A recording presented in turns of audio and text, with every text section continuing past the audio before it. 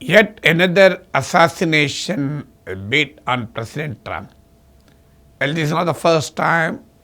I think that Trump faced the third assassination attempt.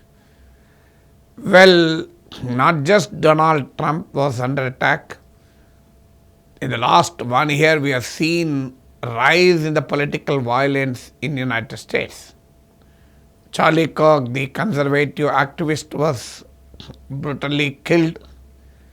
A lawmaker, state lawmaker in Minnesota, was the victim. And the so-called manifesto of the assassin, the man who tried to assassinate Trump, clearly reveals that the president was the target. Well, he has sent a message to his family members before firing shots. That clearly shows that not just Donald Trump, senior officials in his administration were his target.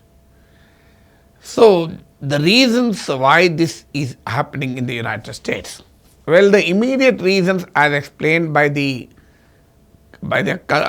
accused itself, reveal that he harbors a deep hatred towards President Trump.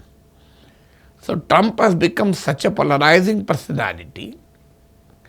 As a result, there are people who love him, who are ready to die for him, and there are also people who are ready to die to kill him.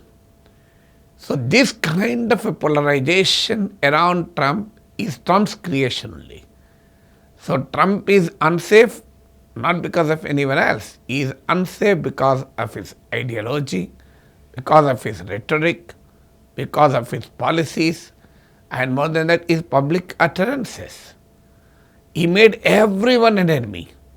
He did not spare even his close allies like Canada, NATO allies. He targeted the institutions in the United States.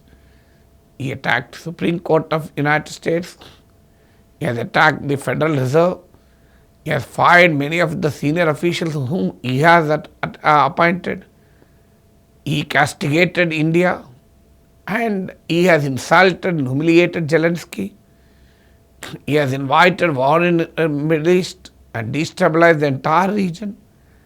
So show me which president has done so much harm to not just United States but to the world by his eccentric performance. So this is led to a very polarized situation.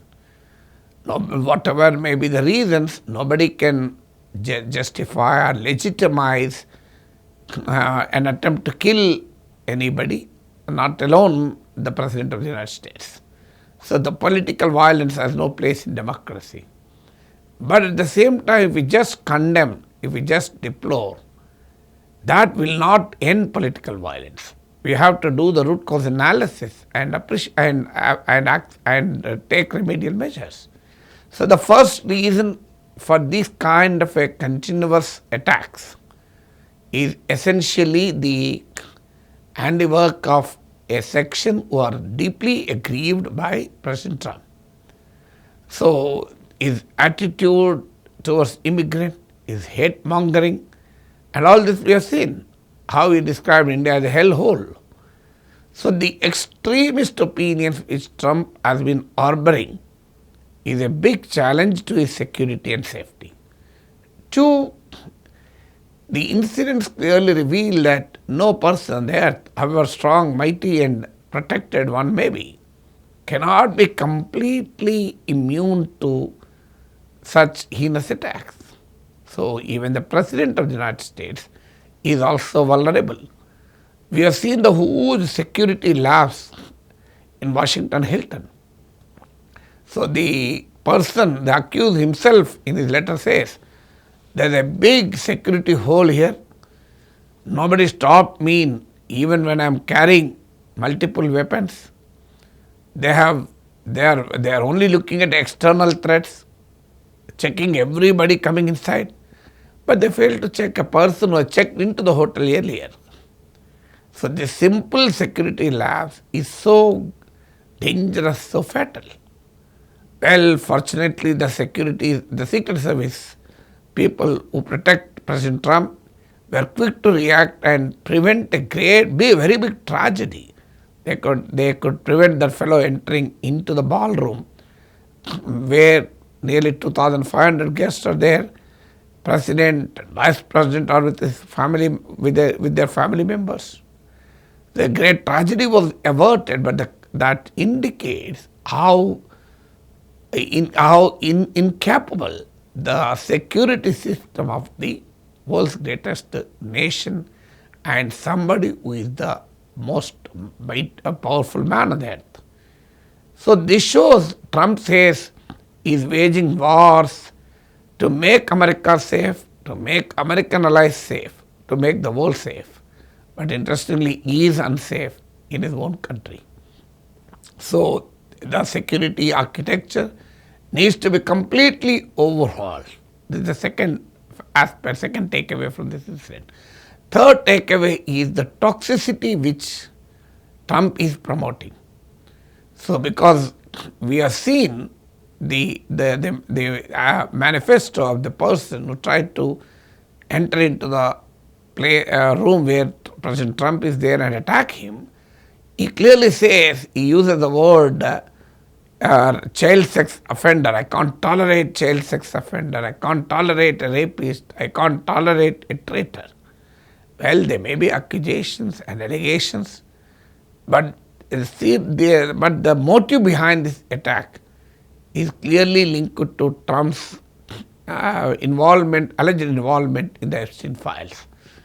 So these are all the issues which he said, showing another cheek when someone else is oppressed is not Christian behavior, he says. So he was invoking the Christian values, but on the contrary, Trump immediately described attack on him as anti-Christian or against the Christianity. Well, Trump is trying to benefit politically from even this assassination attempt. That is most unfortunate aspect of the story. So this is the third aspect, the toxicity which he is trying to promote will ultimately harm him also. So therefore, the social political narratives that are pervaded in the United States is making the nation a dangerous place. Well, fourth aspect is the unhindered access, unbridled access to weapons. Anybody can, even a mentally retarded fellow can also own a gun. So the freedom should have certain limitations, certain reasonable restrictions. In the name of upholding freedom, the gun lobby is is holding the nation to ransom. Unfortunately, Trump to Charlie Kirk, they are the biggest advocates of gun lobby. Charlie Kirk has succumbed to the gun freedom which he himself advocated. Trump and the Republicans are the biggest votaries of gun lobby. But America has to think, how can unbridled access, unhindered access to lethal weapons can be a very big security challenge to the nation.